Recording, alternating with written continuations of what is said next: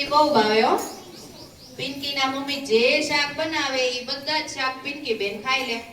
એકલા બટેટા ખાય નહીં, બધા જ જુદા જુદા શાકભાજી ખાય. સલાડ ખાય, શાકભાજીમાંથી જ્યુસ બનાવી નહીં પીવે. પિંકી બેન તો એવા રૂપાળા રૂપાળા થઈ ગયા, લાંબા લાંબા સરસ વાળ થઈ ગયા, કોઈ દિવસ બીમાર જ ન પડે. બબલા ખાઈએ તો શું થાય? બીમાર પડી જાય, પાચન તંત્ર ખરાબ થઈ જાય, શરદી ઉધરસ થાય અને મોઢા ઉપર ફોડકા નીકળે ને તળેલા હોય એટલે. તો પિંકી બેન તો ખુશ ખુશ થઈ ગયા હો. એક રાત્રે તો બધાય શાકભાજી આવ્યા અને પિંકી બેન ને કે ચાલો ને આપણે કંઈક રમીએ. તો પિંકી કે સારું, હું એક રમત રમાડું, હું જેવી રીતના કહું એમ તમારે બધાએ કરવાનું છે. આ સાંભળીને બધા શાકભાજી તો સરસ રીતે ઊભા રહી ગયા હો.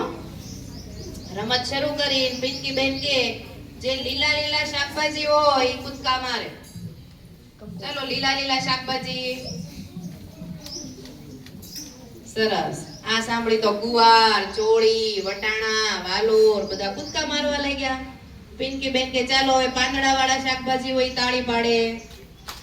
મેથી, પાલક, તાંદળજો, કોથમીર. તો પાંદડા વાળા શાકભાજી તાળી પાડવા માંડ્યા. પિંકી બેન કે લાલ રંગના શાકભાજી હોય લંગડી લે. ચાલો લાલ રંગના શાકભાજી. બીટ, ગાજર, ટમેટું, કેપ્સિકમ, મરચા. સરસ. પછી તો પિંકી બેન કે જે શાકભાજી વેલા પર થતા હોય તે બધા કૂદકા મારે. વેલા ઉપર કયા કયા શાકભાજી થાય?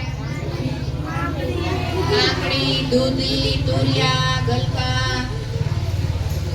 સરસ. આ સાંભળી તો કાકડી, તુરિયા, ગલકા, દૂધી બધાય પિંકી બેન પાસે આવ્યા હોય. ઈ ચાર પગે ચાલે. ચાલો કોણ કડવું છે? કારેલા ભાઈ. ચાર પગે ચાલો કારેલા ભાઈ. ચાલો ચાલો કે કૂદકો મારો, કૂદકો મારીને ચાલ.